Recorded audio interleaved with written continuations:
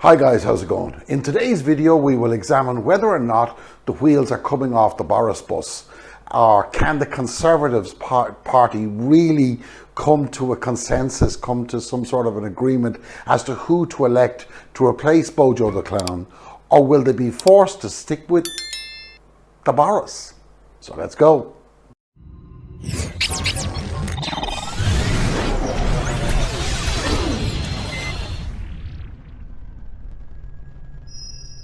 Now let's face it, unless you've been living in a cave, you will have come to the conclusion that the winds of change are upon Bojo's doorstep and there seems little that he can do about it.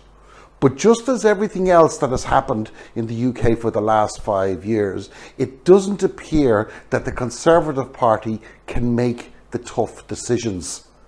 Now, let's face it also, Boris was elected leader because he was a likeable rogue that sat between the various factions within the Conservatives. We cannot forget that famous leadership debate that involved Gove, Stewart, Raab, Javid and Hunt, and Johnson became famous not because of what was said, but because Johnson didn't even turn up. But Johnson at that time was gathering his troops, and few could have imagined the devastating impact it would have. Johnson and his aide-de-camp Dominic Cummings had worked tirelessly on getting the main press on their side. The mainstream media were on their side, and once that was achieved, there was nothing to combat the onslaught of propaganda that filled the editorials from the Express to the Times to the Mail, all right the way through Telegraph. You know the normal suspects. Like from royalty to reverends, from offices of stockbrokers to sweatshops, the message was being delivered that Boris could get Brexit done. He was the man for the job. It was uniformed. Fresh off a successful Summer Olympics for Team GB, he basked in that sunlight and, by the way, welcomed and grabbed as much praise as he could without even a smidgen of modesty. Not even, it was unbelievable. Boris knew how to win. Having stepped down from the position of Foreign Secretary on moral grounds, or so Dominic Cummings would have us believe, this was hailed as a clear indication of his courage to stand on his principles. The fact that the pedestal he jumped off was already crumbling and he knew it and his buddies knew it, the mainstream media still went on the rampage.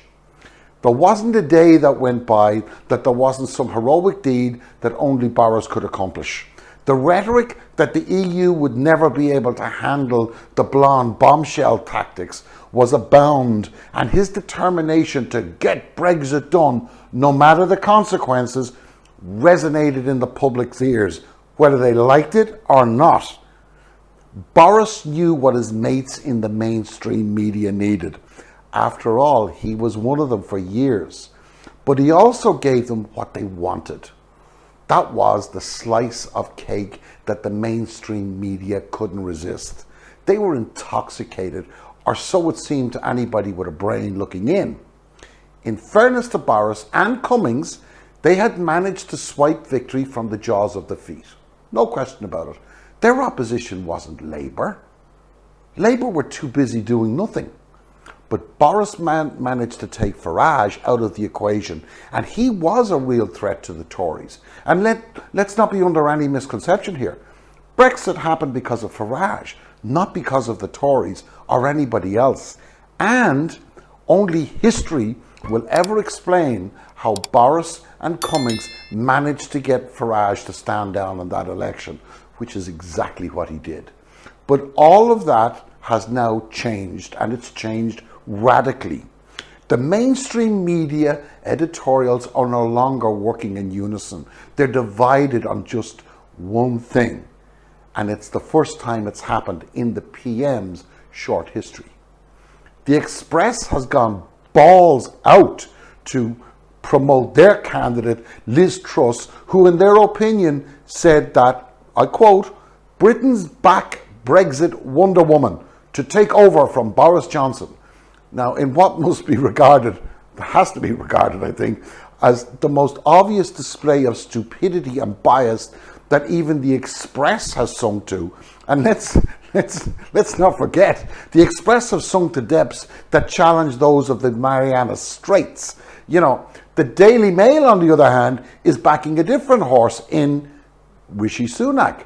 Though not quite as blatant as the opinions of the Express, they are certainly running a close second with headlines like, Britons want Rishi Sunak.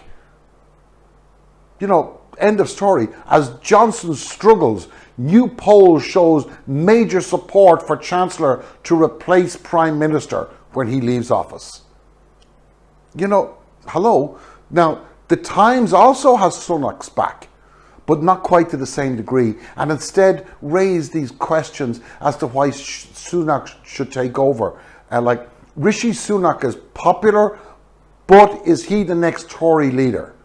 Polling among members shows the Chancellor would be the favourite to succeed Johnson, yet he is still largely untested. So they're kind of sitting between the stools. Now, despite the so-called polls putting Sunak head and shoulders, in fairness, above Truss, in second place is Gove. But he's not been able to get curry favour or get a mention from mainstream media. Now, that may be because of his recent separation from Sarah Vine, the well-known male columnist, or it could be because he has the character of a dead mackerel. I'm going to go with option B. However, the Tories are an odd bunch, and the person that can deliver the most bang for their patrons' bucks is Javid. Okay? It's not Sunak and it's not Johnson. It's Javid. He has taken the baton and sprinted off into the limelight faster than Usain Bolt in the Tory quest to privatise the NHS. This is the cash cow that their backers want. This is what the Tories need. With one fell swoop, all of their other patrons will be forgotten, as the flow of political donations will open like a burst dam. But things are not so simple, thank God.